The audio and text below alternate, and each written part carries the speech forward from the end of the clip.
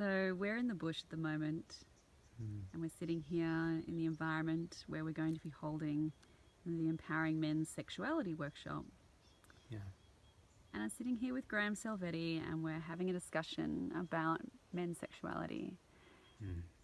And we felt like there were pieces that we just wanted to share, just to sort of give you an idea about the feeling of what we're bringing to this particular workshop, the topics that we're interested in opening up, and really just feeling into those spaces of, well, what does it mean to be a man in this world and have to be a sexual being, you know? So yeah, I guess. So Graeme, what was it like growing up for you? You know, where did you learn how to be a man and how to be a sexual being as a man? Well, this is one of the amazing things I love about doing this type of work is everything I want to present, I take it into myself and ask these questions of myself. What does it mean to be a man? And where did I learn about sex and sexuality and how to be a man in these day and ages and be sexual at the same time? And sitting here today talking to Vanessa about my experience about growing up. Yeah, realizing that I remember growing up when I was young, just having this concept that sex was something that adults did, but having just my mind thinking, well, sex is something that you come together and do. It's something that people do. And from then I was a curious child and I discovered my parents' porn on VHS and some magazines, and that solidified that kind of thinking. I was like, okay, well this is what the adults are talking about. This is what they do. They come together, take their clothes off. These are the different positions. It's penis and vagina. There's pleasure. There's okay, great. That's pretty simple. And then growing up from there, you know, starting to get into my teenage years, starting to feel into all of these emotions, feelings, concepts in my mind and in my body didn't seem to really match up to what I was being told. You know, when I looked around, there seemed to be a very, very narrow idea of what it means to be a man, particularly in sexual roles and in the concept of sexuality. And I know I never had the talk or anything with my parents about what is sex, how to show up in a sexual context, not just in the act of sex, but how to connect to my own sexuality. That wasn't even a conversation or a discussion that anyone of my friends from school or anyone had. And being surrounded by a lot of women in my life, 2 older sisters, and my mother who talked very openly about sex, I started to hear the things that they weren't enjoying about sexual contact. And it seemed to be all the things that were outside the realms of the actual act of sex. So I knew that there was a whole nother universe that played a part in what makes sexuality and sexual contact fulfilling and what doesn't. And I would sit there and scratch my head and go, well, I've watched the porn, I understood the mechanics of it. Why should it be so different from person to person to person? And it was one of these enigmas that I didn't kiss my first, you know, girlfriend or girl for that matter till I was 18, and didn't have my first sexual experience till I was 18 because I was too busy in the question going, there's more to this. I don't want to walk into something and not know as much as I can. Whereas all my friends, you know, they had the cars and everything, and the girlfriends and all the talk and banter that young boys do, and it's all pointing towards what my mind was telling me to do, but there was something missing, and I knew there was. So it sounds like a fairly similar story to a lot of what I hear from many men that I see in my practice as well, and friends that I know, that they didn't really have anybody sit them down and explain to them, you know, or even learn at school, like what it really No. meant to be in a relationship with sexuality, you know, and all the nuances associated with that, and like either you're a teenager who just dove in there and just muddled your way through it with the blind leading the blind, or you just stood back and didn't do anything because you were too scared to, And that was to more get me. it wrong. That was more me. And I'm like, you know what? I knew sex involved not just me, but someone else. Yeah. And I didn't trust that I knew enough or anything about what made a good experience. And I didn't want to do the whole muddle experience. So I guess for me, in my experience, I was asking these questions going, I feel like there's more. Where do I get that information? Where do I get that? You know, and it was just through my own exploration of life. And I started doing workshops on personal growth in my early 20s, thankfully. And it was only then that I started to understand that there's an inner world. Not just a world of knowing stuff, not just a world of top 10 tips to get a woman into bed with you, follow this strategy or these 5 things, you know, to have a great... It's like... The sexuality became more than just about doing. More than just about doing, and I realized that intimacy played a big part. And it wasn't just intimacy with my partner, it was intimacy with myself. I realized through my 20s that the more I knew about me, my inner world, my sexuality, that sexuality is much wider than just the act of sex. And this is the journey, and the bit of information that's missing in society that men, particularly men, don't sit down and talk about how to be better lovers, you know, that I've found on a wide scale. But it's the piece that seems to be missing, and I know you've shared from your practice, from my practice as well, that the men are grabbing at straws going, I don't know how to make this experience more fulfilling. Yeah, so for me it was trial and error. However, it was a more selected trial and error through my 20s.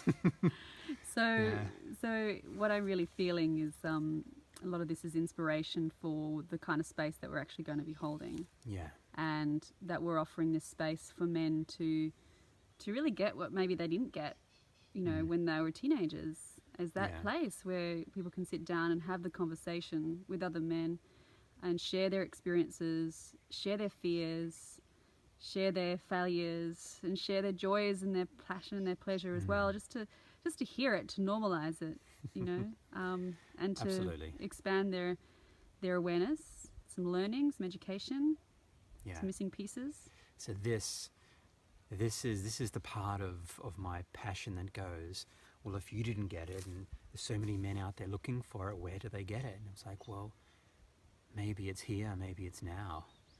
Maybe we'll just create a space where men can just come and just sit and share about what do they know about sex, sexuality, and ask the questions that I asked, which is, what if there is more? How do I find that? What questions do I need to ask of myself or of the topic? You know, and I find once the question's asked, and then the wisdom comes through, not only from me and Vanessa, but from the other men. It's like a collection of experiences and wisdoms that we can all aggregate a certain understanding of how to then apply that to ourselves and go, where's my connection to my sexuality, and what does that look like? Because that's the bit I felt that was missing. There was a lot of talk, banter, information, strategies, all about how to get sex, and all about how to make it the most pleasurable for the man and the woman. So you're achieving the goal. Achieving the goal. But what I've come to realize is that fulfillment, not just within the act of sex, but the fulfillment of being a sexual being is about the being. How do I hold my own sexual self? And I had to ask those questions and go, is this even possible? What is that? And I had to walk into that journey of going, okay, well, what is this? What does it look like for me? But once I found that connection to my own sexuality, which is a journey, which is a whole universe in itself, something that I knew it was missing. I didn't know how important and foundational, not just to my sexuality, but to my life. It was the fulfillment piece that plugged in and just went, oh, I can bring myself to an act of sexual intimacy and connection, or I can bring myself to having a cup of coffee with someone or making dinner with someone. You know, it's the act of bringing intimacy to a present moment. And then I found when I brought that to the realm of sex and sexuality, it opened a whole new universe. And then once that opened, all the stuff that went in that told me otherwise needed to come up and out, and I had to unlearn and let go of the concepts of sex, the concept of me, man, my partner being my partner, and what I was supposed to do in order to have a fulfilling sex life. To de-roll all of that and really start owning all the limitation and the blocks that I had been putting on myself about connecting to my own sexuality and what that meant. Yeah. Yeah. So, yeah, thank you for that. Thank you for sharing the depth and the vulnerability of your story. And I'm really looking forward to really hearing other men's stories too. And there's a beauty in that. There's a beauty in sharing and the vulnerability of that. There is. Yeah. And we're going to hold a really safe space for that to happen. Yeah. Yeah. A safe space where any question can be entertained. Any seeking of knowledge, of wisdom, of anything around what does being a man mean, what is sexuality, and particularly how do I let go of ideas, concepts, even some emotional intensities or woundings that may have happened in regards to sexual experiences or a man's relationship with his sex life and his past partners.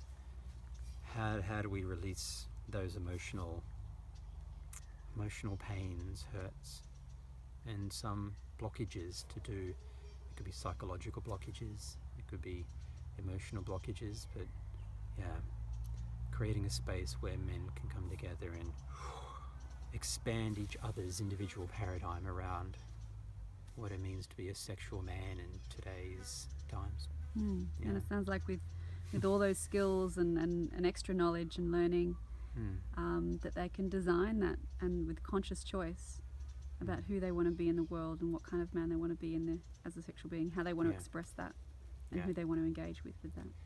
Absolutely. I feel one of the biggest things that not only me and Vanessa, but the participants that come will get is a reperceiving of themselves connected to their sexuality. What does that relationship look like?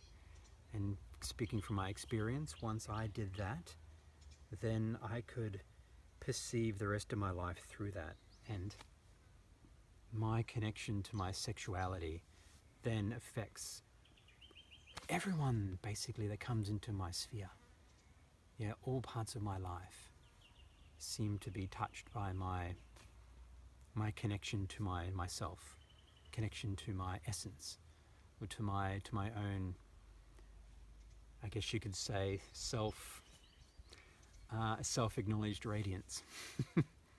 And once I connected to that, all my friendships connections benefited from that. So this isn't just a day to talk about sexuality. It's a day to understand who we are as men and how sexuality plays a really, really important role in today's realm about how to be a man, and to realize that the entire universe of sexuality, that the act of sex is a very small component, one that is greatly enriched and benefits from that enhanced connection and presence with self.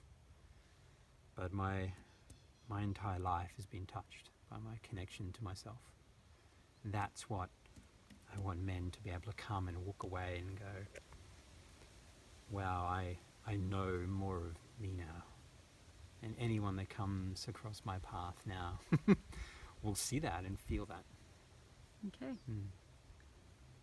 So thank you very much. Thank you.